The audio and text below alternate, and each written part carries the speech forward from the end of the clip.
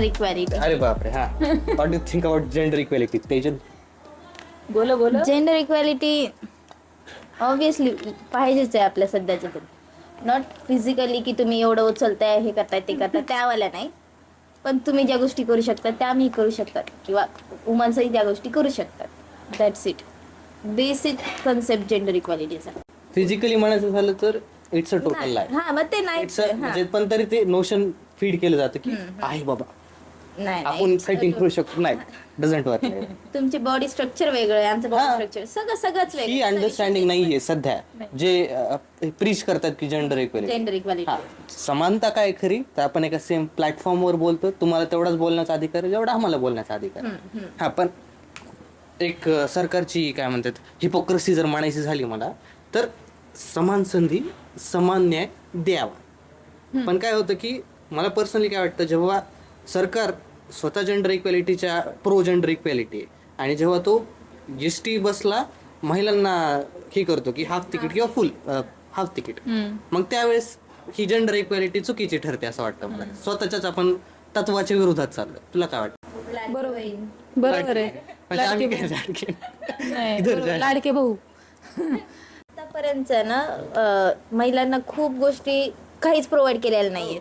त्यामुळे ते एक हे करून घ्यायचं असेल म्हणून करत असतील काही असू शकतं. ठीक आहे, मी मान्य करतो. खूप तुम्हाला पिडलं गेलं, आम्ही पिडलं, आमच्या पूर्वजांनी पिडलंय. I understand completely. पण जर आपण जेंडर इक्वॅलिटी म्हणतोय, इक्वॅलिटी तेव्हा ह्या गोष्टी चालत नाही इक्वली. हा, मग आपण महिला प्रधान व्यवस्था म्हणू शकतो की महिलांना पुढे नेण्यासाठी आपण प्रयत्न करतो किंवा गोष्टी अप्लाय करतो. ठीक आहे, चालतंय. पण तुम्ही इक्वॅलिटीच्या नावाखाली ह्या गोष्टी चालू शकत नाही. इक्वॅलिटीच्या नावाखाली नाही, पण एक प्लॅटफॉर्म आणावं लागेल ना. सध्या ऑलरेडी महिला इथं आहेत, उठून इथे आणून मग आपण इक्वॅलिटी पुढे नेऊ ना. बरं, मला सांगा, बसचं अर्ध तिकीट करून काय पुढे येईल महिला? म्हणजे 4 गावं पुढे चालली तो. हा, मग आरक्षण द्या. आरक्षणला मान्य करतो. आरक्षण द्या म्हणजे एका समान एक ग्रेडिंग येईल. ठीक आहे, तिथं इक्वॅलिटी चालतं. आपण जिथे नाही तिथं तुम्ही उगाच सरकारची स्कीम म्हणून हे करणार. बरं, त्याचं एक्स्ट्राचं तिकीट आमच्याकडूनच फटायचं. दुःख म्हणून सांगतो आमचं तेवढं, बाकी काही. बरोबर आहे. जेंडर इक्वॅलिटी जर बोलायला गेलं तर तू जसं म्हणलास की फिजिकली म्हणजे महिला तितकं हे म्हणजे मुली तसं ते तितकं पुढे हे नाहीत करू शकत, किंवा तू जसं म्हणलास मारामारी करायचे. फक्त मला असं वाटतं की सेल्फ डिफेन्सच्या ठिकाणी मुलींनी प्रयत्न करणं खूप गरजेचं आहे. म्हणजे आजची काळाची गरज आहे ती. पण उगीच मी पोरांपेक्षा खूप स्ट्रॉंग आहे किंवा पोरांच्या लेवलला मी जाऊन हे करू शकते वगैरे, ह्या गोष्टी उगीच मुलींनी पण त्यात पडू नये आणि मुलांनी पण तिथं अंडर एस्टिमेट करू नये की बाबा मी मुलगा आहे म्हणजे मी खूप स्ट्रॉंग आहे तुझ्यापेक्षा. हे बंद व्हायला पाहिजे. किंवा मुलांनी त्या गोष्टी करायला नाहीत पाहिजे की म्हणजे कसं असतं माहिती का, ते म्हणतात ना छेडलं की आपण राग येतो, चिडवल्यानंतर आपण उगच चिडणं. मग मुलींना त्यांचा तो इगो किंवा ते जे असतं ना सेल्फ रिस्पेक्ट वगैरे तो हल्ला जातो. उगीच जर एखादा मुलगा समजा मैत्रिणीलाच म्हणला की दाखव बरं तुझी ताकद, तुझ्यापेक्षा माझ्याकडे जास्त ताकद आहे, मग ते उगीच नाही माझ्याकडे पण तेवढीच ताकद आहे, उगीच कशाला ना ह्या गोष्टी करायच्या असं मला वाटतंय. ते नाहीच कम्पेअर होऊ शकत. मुलांची ताकद आणि मुलींची ताकद कम्पेअर होऊ शकत नाही कधीच. वेगवेगळ्या गोष्टी स्ट्रक्चर वेगळे आहे, सगळ्या गोष्टी वेगळ्या आहेत. आणि जेंडर इक्वॅलिटीची जर गोष्ट करायची असेल तर घरामध्ये करा ना. तुम्ही बहीण भाऊ आहेत समजा किंवा नवरा बायको आहेत तर तिथं तुम्ही जेंडर इक्वॅलिटी करा. किंवा तुम्हाला असं करायचं की बाबा जे म्हणतात ना की घरची सगळी जबाबदारी फक्त मुलीवर आहे, तर ते तुम्ही मुलांनी पण हे मान्य करा ना की बाबा घरची जबाबदारी जशी 50% मुलीवर आहे तशी 50% माझ्यावर पण आहे. जर कधी आता हे जे असतं की बाबा रूमवर राहणारे मुलं कसे राहतात आणि रूमवर राहणाऱ्या मुली कशा राहतात, म्हणजे घरचे कसं कुठल्या पॉईंट ऑफ व्ह्यूने बघतात की बाबा 2 बहीण भाऊ आहेत बाहेर राहतात, मुलगी कशी राहते, मुलगी दर महिन्याला कपडे घेऊन येते का घरी धुवायला, मुलगा मात्र महिन्याभराचे कपडे साठवून ठेवतोय आणि एकदाच घरून धुवून येतोय आईकडून. शिकवा ना तुम्ही. समजा आई आजारी पडली तर वडिलांनी स्वयंपाक केला पाहिजे. प्रत्येक वेळेला बाहेरून बाई लावणं और कोणाची तरी हेल्प करणं, हेल्प घेणं हे कितपत योग्य आहे. म्हणजे ठीक आहे तो पर्सनल चॉईस आहे शेवटी, पण हे झालं पाहिजे. कधीतरी अशी सिच्युएशन आली की नाहीच आपल्याला कुणी मिळालं हेल्पला तर उपाशी राहायचं. एखादा एकटा माणूस आहे, त्याला प्रत्येक वेळेला तो बाहेर जाऊन डबा लावून जेवतोय, तर त्यांनी कुठेतरी प्रयत्न केला पाहिजे ना की रे आपण आपल्या पुरतं तरी जेवण बनवता यावं आपल्याला. तर ह्या बाबतीत खूप पॅरेंट्सचं असं म्हणणं असते की तो मुलगा आहे, त्याला कुठं काय येतंय, किंवा आपल्या वडिलांना सुद्धा कितपत येतंय, नाही येत. प्रत्येक वेळेला आई काय म्हणती, नाही बाबा वडिलांसाठी करावं लागेल, मी किती आजारी पडले, तापाने फणफणले तरी पण बनवावं लागेल स्वयंपाक.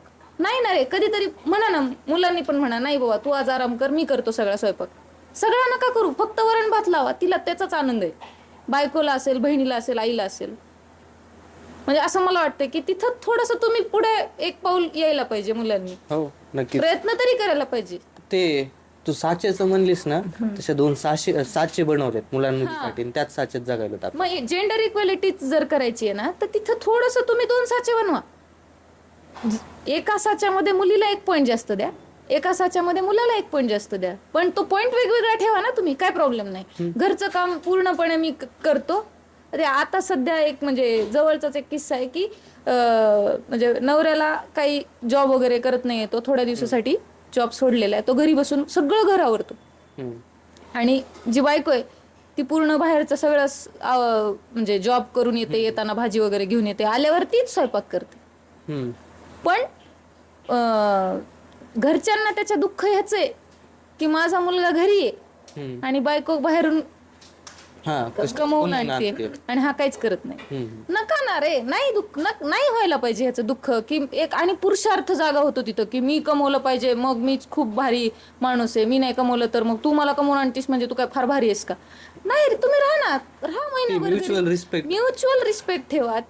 ती कमवून आणते तर तिचा पण रिस्पेक्ट करा, तुम्ही कमवताय तुम्ही स्वतःचा पण रिस्पेक्ट त्या मुलीने ठेवतीच येणार आहे. कोण म्हणतंय बरं आज कुठली मुलगी, आज मला माझ्या म्हणजे ह्यांनी तर विचार केला तर कुठली मुलगी असं नाही म्हणत की तू इतकं कमवून आणते मग मी तुझ्या जीवावर कसं काय जगू.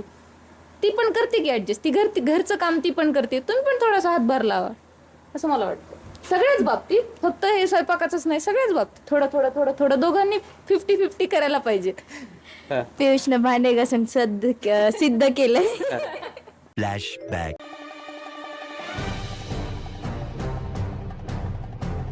End of flashback.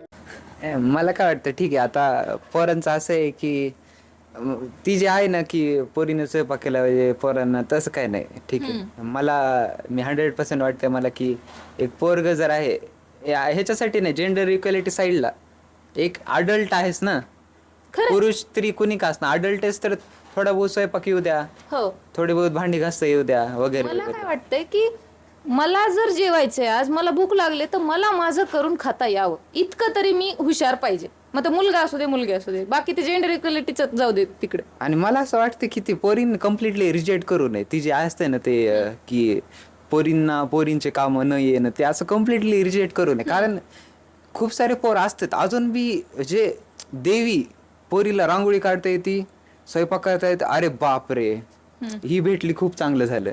असं नाही तिला मजुरी म्हणून काम करून घ्यायचं, पण ते एक ती महिला आहे ना, ती एक असं ती एक मुलींमध्ये जो स्पार्क पाहिजे तो पाहिजेच. ती पोरगी वाटते, ते असं तिची काळजी घ्या वाटते, असं ती काम बीम करते, राईट, सांगायले मी. आणि सॉरी आणि एक समज एक पोरग आहे, ठीक आहे, आणि तिची पोरगी असं पैसा कमवते, सगळं इंडिपेंडेंट आहे, मग पोरासोबत लग्न त्याच्यापेक्षा म्हणजे असं नाही की म्हणजे पोरींमधल्या ज्या क्वालिटीज असतात ना नॅचरली, ते जेव्हा तिच्याकडे असतात ना तेव्हा ते अजून अशी खुलते, ते अजून अशी फुलासारखी वाटते. आणि मग ती ना अजून अशी एक ते नसते का की चांगली वाटते. कसल्या क्वालिटीज म्हणजे समज फेमिनाईन क्वालिटीज जिच्याकडे ज्या असतात, काळजी घ्यायच्या वगैरे. ते असतातच ना, आपण त्याचं बोलतच नाहीत, आपण एक फिजिकल वर्क करायचं बोलतात. समजा जेवण बनवायचंय, भांडे घासायचे किंवा त्या गोष्टी. लोक विचार काय करतायत, समजा तुझी बायको आहे, एक्झाम्पल, तुम्ही दोघंही कमावताय, तू थकून आलायस, ती पण थकून आली, स्वयंपाक कोण करणार? करतो दोघं, एवढे काय. हा, हे म्हणते की बाबा अरे तू थकून आलायस ना, तसं ती पण थकून आली, मग तू म्हण ना की तू भाजी कर, मी पोळ्या करतो. माझं असं काही नाही की पोरींनीच करावं, पण जेव्हा येते ना त्यांना पर्सनली नाही म्हणत आहे. तेव्हा ते एक just चांगली गोष्ट सगळ्यांचा वाटते. विचार आता म्हणजे माझ्या पण जवळच्या खूप अशा गोष्टी आहेत की मुलगा कमवतोय, मुलगी नाही कमवते.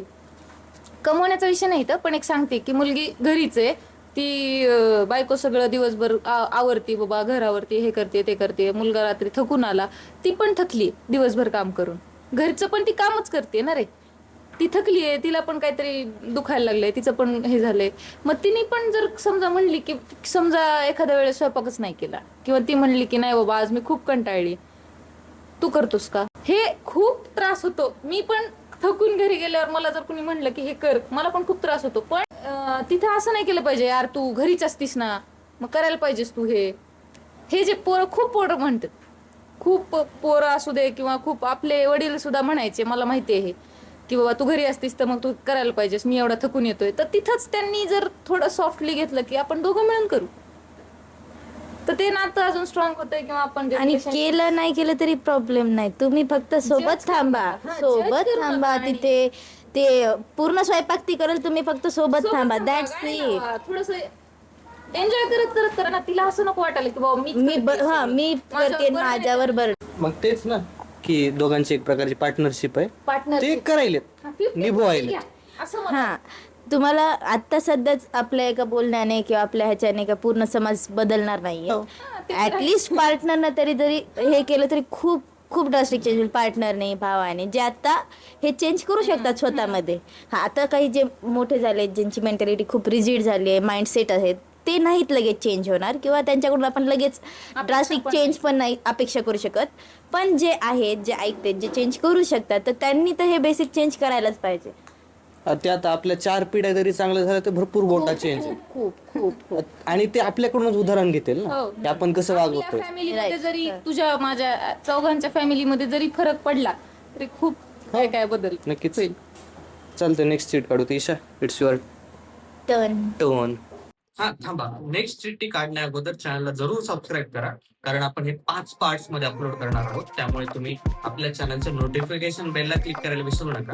आम्ही अशाच विविध विषयावर रोजच्या कशी चर्चा करणार आहोत, म्हणून ट्यून राहा.